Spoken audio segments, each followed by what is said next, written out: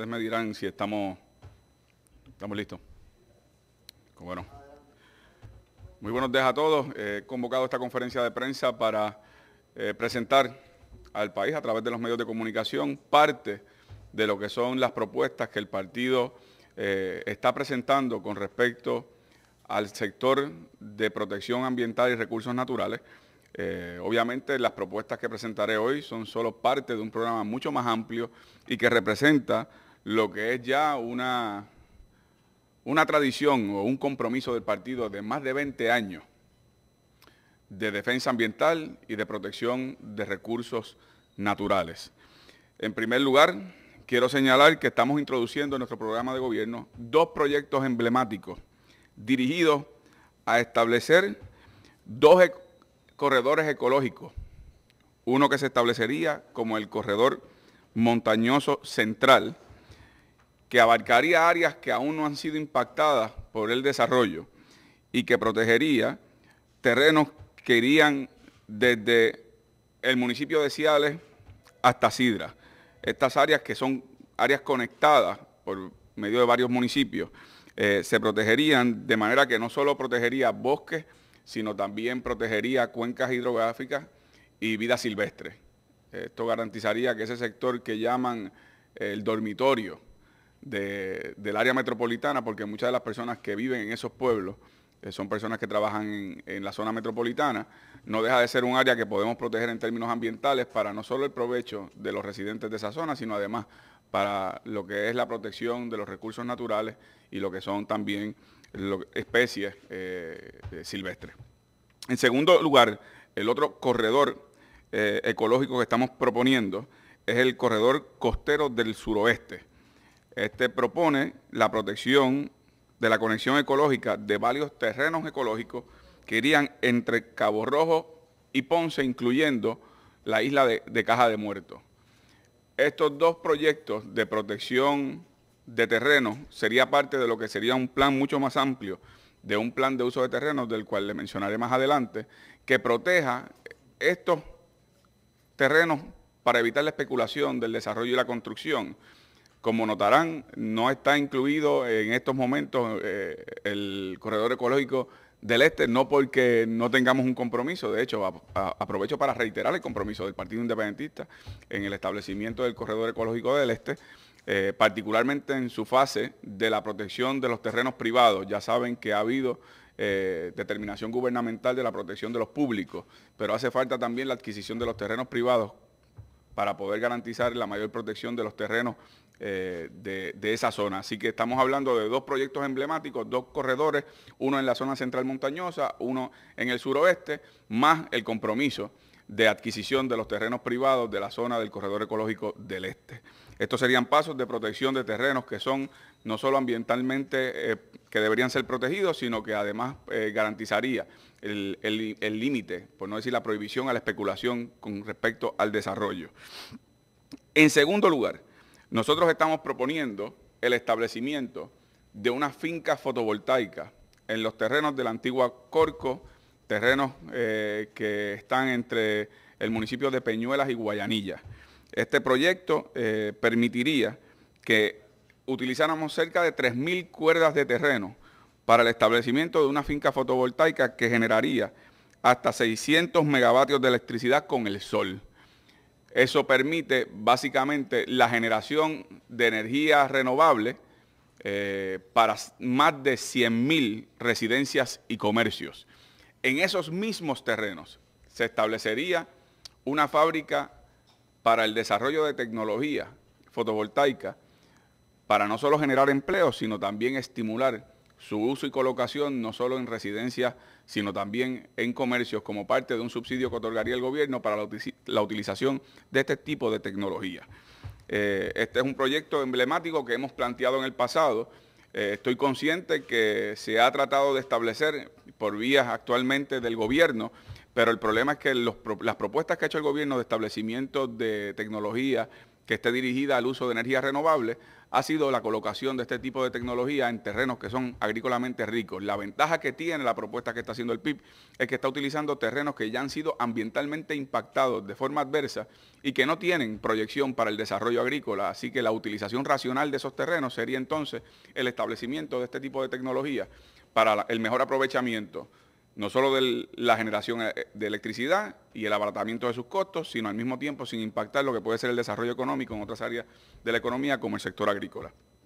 En tercer lugar, es imperioso y urgente adoptar una nueva ley de costas. Aquí el ordenamiento establecido es un ordenamiento de mediados del siglo XIX, de 1866, establecido por el gobierno colonial español, que no solo no responde a lo que es una realidad de segunda década del siglo XXI, sino que tampoco somos España. Y los criterios establecidos entonces son unos muy distintos a los que tenemos que establecer en estos momentos. Esta ley de costas estaría dirigida a que se establezca no solo el área pública de las costas, pero principalmente esa protección dirigida a la población. Estamos hablando de que cerca del 80%, 85%, 80% de nuestra gente, 85% de la infraestructura está dentro de la demarcación de menos de 1 kilómetro de lo que es la franja del mar. Y por lo tanto tenemos que tomar en consideración que ante lo que son los cambios climáticos, la erosión que ha habido con el tema de las costas y las estructuras aledañas a la misma, lo que es la zona marítimo terrestre, necesita un restablecimiento con una nueva ley de costas, de forma que protejamos la población y podamos también proteger en términos ambientales lo que es esa zona en términos del mar y la zona marítimo terrestre. Esto es algo que en Puerto Rico no se ha evaluado de la forma que debería evaluarse, porque los gobiernos de turno siempre están bajo el chantaje de los desarrolladores para poder continuar el desparramamiento de cemento y de terreno en esos sectores cercanos a la costa, pero es imperioso que el gobierno comprenda que se trata no solo de una medida ambiental y de protección de recursos naturales, sino una medida dirigida a lo que tiene que ver con la protección y la seguridad de la población. En este particular señalo que parte del compromiso legislativo, como he señalado otras veces, el programa de gobierno del PIB es un programa que también va a ser el programa de gobierno legislativo. Tanto María de Lourdes Santiago como Denis Márquez en la legislatura estarán presentando legislación precisamente para establecer una ley de costas de uso racional de esos terrenos. En cuarto lugar, la urgente necesidad de aprobar un plan de uso de terreno. En el censo agrícola pasado se estableció que Puerto Rico tenía 800.000 cuerdas de terreno agrícola. El último censo decenal agrícola, que aún no ha sido publicado, hasta donde tengo entendido, pero que he tenido oportunidad de conversar con algunos de los técnicos que han trabajado con él, ya plantean que hay un déficit de cerca de 300.000 cuerdas. Significa que seguramente ese próximo censo decenal agrícola señalará que lo que tenemos son 500.000 cuerdas de terreno agrícola. Esto es algo urgente en términos de aprobar un plan de uso de terreno. Primero, porque si no se aprueba, de aquí a 10 años tendremos 200.000. Y en segundo lugar, porque esto tiene que ir de la mano con la conciencia de que en Puerto Rico hay que establecer una política pública de seguridad alimentaria. En Puerto Rico producimos el 15% de los alimentos que consumimos. El 85% es importado. Por lo tanto, si mañana hubiese una crisis internacional y no hubiese acceso, ya sea por mar o por aire, para importar esos productos, nos quedamos sin alimentos en 2 semanas. Así que Puerto Rico tiene que dar paso para establecer una política de seguridad alimentaria que esté dirigida en primer lugar al plan de uso de terrenos que protege esos terrenos agrícolas que actualmente están todavía sujetos a la especulación del desarrollo. En segundo lugar, una inyección presupuestaria para aumentar hasta un 20% el Producto Bruto Agrícola actual, que asciende su producción a $700 millones en términos económicos. Tenemos que aumentar esa producción, disminuyendo así la importación y aumentando no solo lo que puede ser el consumo local, sino además lo que puede ser la exportación de nuestros productos. De la mano con ese proyecto de desarrollo agrícola está la eliminación del 5% que se le impone al inventario de la propiedad mueble en Puerto Rico. Esto significa que aquellos distribuidores y almacenadores de alimentos actualmente tienen un inventario muy reducido porque tienen que estar pagando ese 5% por el inventario de la propiedad mueble que tienen almacenada. Si eliminamos ese 5%, estimularía que haya un inventario mayor de almacenaje y que incluso ese almacenaje en exceso podría destinarse a la exportación de esos productos. Además del tema del plan de uso de terreno, debo tocar el tema de la incineración y la ceniza. Aquí hay una amenaza de un proyecto en Arecibo de establecer un incinerador para lo que es la disposición de desperdicios sólidos. El PIB se opone a la incineración de los desperdicios sólidos y creemos en que hay que utilizar métodos, primero, de reciclaje y, en segundo lugar, evaluar tecnologías que se están desarrollando en Europa para que podamos disponer de esos desperdicios sólidos de manera más sensata y menos adversa al medio ambiente, no solo para lo que tiene que ver con la población, sino en el caso de Arecibo, que queda en la zona norte, que es una zona que también está muy rica en términos de desarrollo del ganado, en el caso de Atillo y en el sector agrícola. Esas cenizas van a parar a lo que luego serán los alimentos que nosotros consumimos. Así que nosotros tenemos que evitar ese tipo de tecnología y recientemente, no solo que el gobernador esté impulsando ese proyecto en Arecibo, pero recientemente el candidato a la gobernación del Partido Popular se le preguntó específicamente sobre el tema de la incineración y evadió la pregunta y no dijo de manera concluyente que se opone claramente al uso de ese tipo de mecanismos para la disposición de desperdicios sólidos. Igualmente tengo que señalar que en el caso de Guayama, donde la compañía de generación de energía AES ha estado generando 1.000 toneladas de cenizas diarias. Eso representa cerca de 400.000 toneladas al año. Muchas de esas cenizas en ocasiones se utilizan incluso para relleno en términos de lo que es el asfalto en carretera y el uso residencial, actualmente tanto en comunidades en el municipio de Salinas como lo que tiene que ver con el municipio de Guayama. Hay comunidades que están llevando pleitos y que han impugnado el que no se les había divulgado la utilización de ese tipo de carcinógenos y de químicos que contienen muchas de las estructuras residenciales y de vías de tránsito y que eso afecta adversamente la salud. De hecho, contra esta compañía en un momento dado en República Dominicana se llevó un pleito precisamente porque en sectores donde se estaba utilizando la ceniza como parte de lo que era el relleno para la construcción, se estaban dando nacimientos de niños con malformaciones y un efecto en términos de la expectativa de vida que se redujo en comparación con el resto de la población. Así que esto no es algo teórico, esto es algo que ya ha ocurrido y que el gobierno tiene que actuar. Nosotros nos oponemos a este tipo de iniciativas y obviamente es necesario que no solo se prohíba el uso de este tipo de incineración de desperdicios sólidos, sino que además que el gobierno estimule una política pública de reciclaje de forma que no impacte adversamente al ambiente. Y finalmente, debo destacar también que ya hace cerca de 3 semanas, el PIB, a través de María de Lourdes Santiago, la candidata al Senado, Denis Márquez, candidato a la Cámara de Representantes, y el licenciado Juan Mercado, candidato a comisionado residente, planteó que la propuesta de la Marina con respecto a la limpieza de los terrenos en Vieques no es aceptable. La Marina ha querido desvincularse de su responsabilidad, proponiendo ahora, luego de que no cumpliera con lo que es la limpieza de los terrenos plenamente, ahora establecer un perímetro con alambres y rótulos en el área donde hay municiones sin explotar. Eso no es aceptable para nosotros. La Marina tiene la obligación de dejar esos terrenos tal cual los encontró. Nosotros no fuimos a bombardear a Nueva York ni a Florida.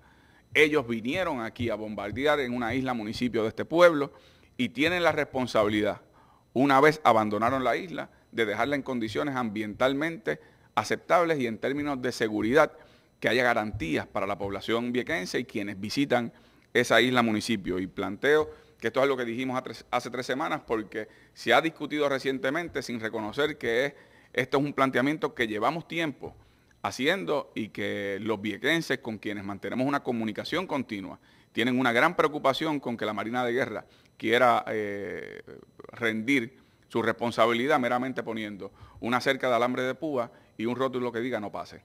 Con eso no se cumple con las expectativas ni de los puertorriqueños y mucho menos de los viequenses que se encuentran allí. Así que, como les dije al principio, esto es parte de lo que es un grupo de propuestas de un plan mucho más abarcador que representa el compromiso del Partido Independentista histórico con la defensa del medio ambiente, con la protección de nuestros recursos naturales, que después de todo, en un país como el nuestro, que es territorialmente limitado, es de fundamental importancia y va a la médula de nuestra supervivencia como individuos, el que garanticemos no solo un nivel ambiental aceptable y seguro, un nivel de desarrollo en términos agrícolas para seguridad alimentaria y una protección de aquellos terrenos que actualmente están sujetos y amenazados a la especulación. Cualquier pregunta sobre este y otros temas, con mucho gusto las contestaré. Jesús. Buen día. La propuesta de fomentar el almacenamiento de comida por los comercios a base de quitarles el impuesto sobre los inventarios se entiende. Pero no veo claro cómo se trabajaría el aspecto de incrementar la producción de comida. Obviamente reservar los terrenos para uso agrícola futuro sí se entiende, pero claro. ¿Cuál es el próximo paso? El próximo paso en términos de producción agrícola es lo siguiente. Número 1, garantía de mercado. El problema que tienen muchos agricultores hoy día es que su producción es básicamente para mantener su empresa, pero no tienen una garantía de mercado para la venta de toda la producción que pueden realizar. Yo creo que esa garantía de mercado tiene que ir de la mano con una garantía del sector público. El sector público por medio tanto de instituciones correccionales como lo que son agencias de gobierno que tienen en sus facilidades, cafeterías, restaurantes, que haya condiciones previo a la concesión de esos locales, el consumo prioritario de lo que es el producto local. En segundo lugar, el estímulo al sector privado para la compra de productos locales que en ocasiones compite de manera desleal con la importación de productos agrícolas y alimentarios del extranjero, pero que si el gobierno puede ofrecer no solo subsidios, sino algún tipo de mecanismo que estimule el consumo de la producción local, podemos competir entonces de igual a igual con esos productos importados. ¿Cómo? ¿Podría dar un ejemplo de eso último? Sí, cómo no. Por ejemplo, un supermercado en donde tiene que vender productos probablemente locales que sean más caros que los importados, porque los importados son de menor calidad, poderle otorgar beneficios en términos ya sea de abaratamiento de costos operacionales o económicos, en términos de subsidios, para garantizar que entonces esos precios puedan bajar y que el comercio pueda asumir ese costo, porque recibe entonces, por otra parte, de parte del gobierno, una compensación. En segundo lugar, la ganancia razonable, tanto en el caso de los agricultores como en el caso particular de los ganaderos, no tienen una ganancia razonable que permita expandir su régimen operacional. Y en tercer lugar, abaratamiento de costos operacionales, particularmente transportación, energía eléctrica y agua. Y en eso el gobierno va a tener que hacer su inversión en términos económicos para garantizar que entonces ese tipo de paso esté dirigido a un aumento en la producción agrícola en Puerto Rico.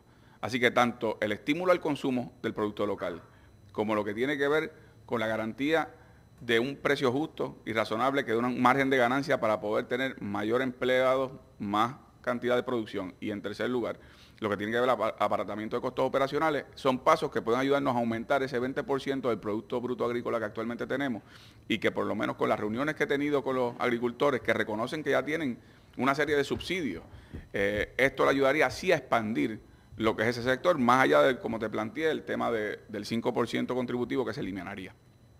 Muchas gracias, Jesús.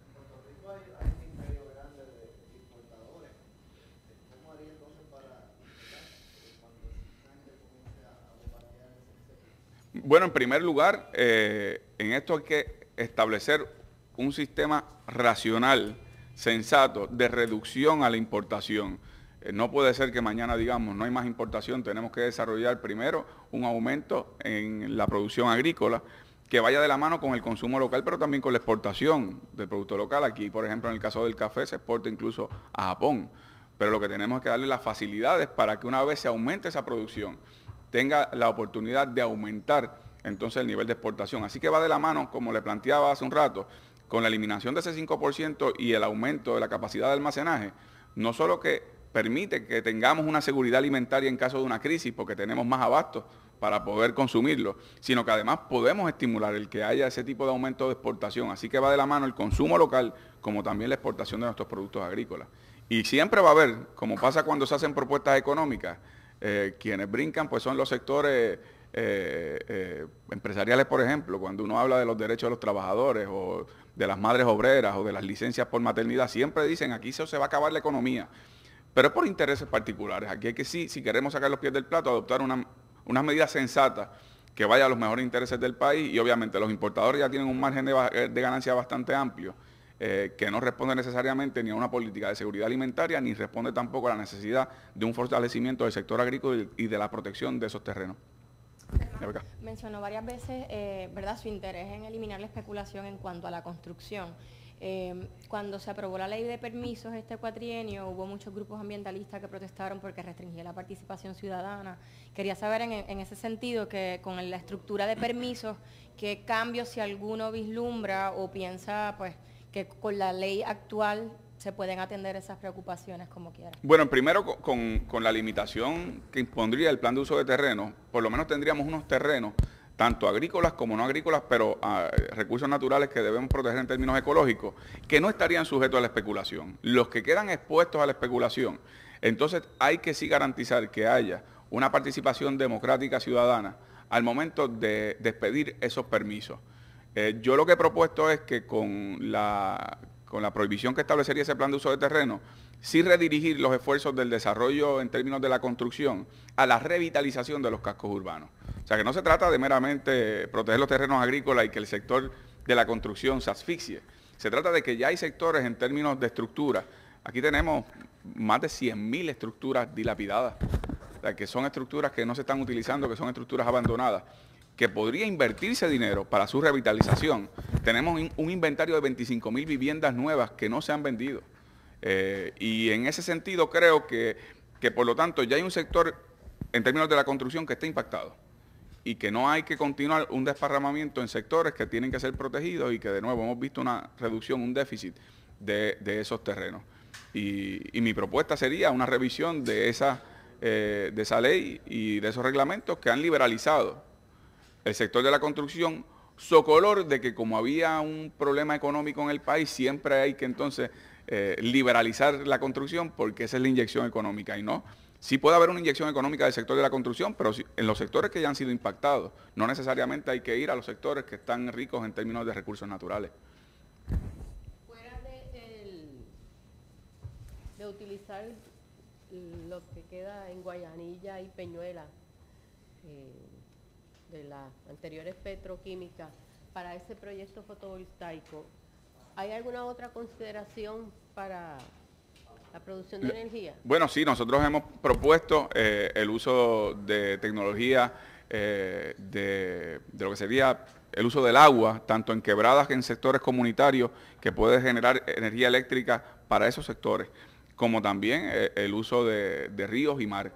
Nosotros no hemos enfatizado mucho en lo que es la tecnología eólica, porque aunque es uno de los elementos que se ha planteado en términos ambientales para el desarrollo de energía eléctrica, ciertamente estudios recientes han señalado que no es costo efectivo y que lo que puede ser el impacto en terrenos, si se colocan en terrenos agrícolas, como lo que es el costo del mantenimiento de la tecnología y su implementación, no necesariamente producen lo suficiente en términos energéticos para poder producir lo que necesitamos y el abaratamiento que tanto hace falta.